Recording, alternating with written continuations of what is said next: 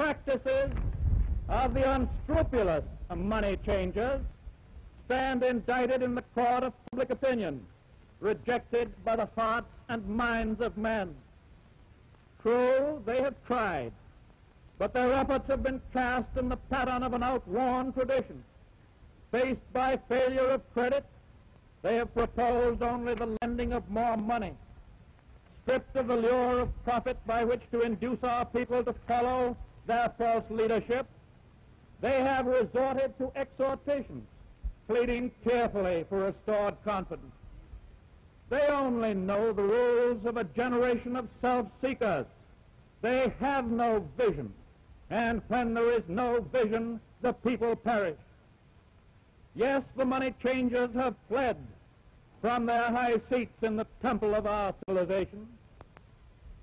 We may now restore that temple to the ancient truth.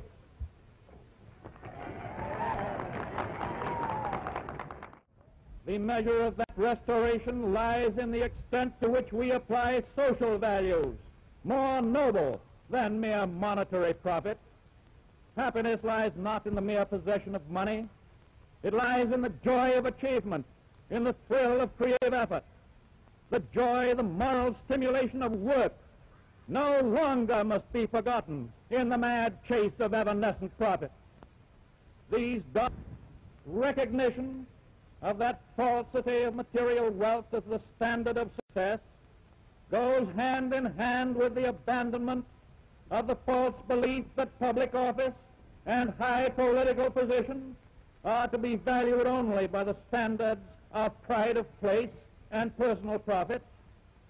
And there must be an end to a conduct in banking and in business which too often has given to a sacred trust the likeness of callous and selfish wrongdoing.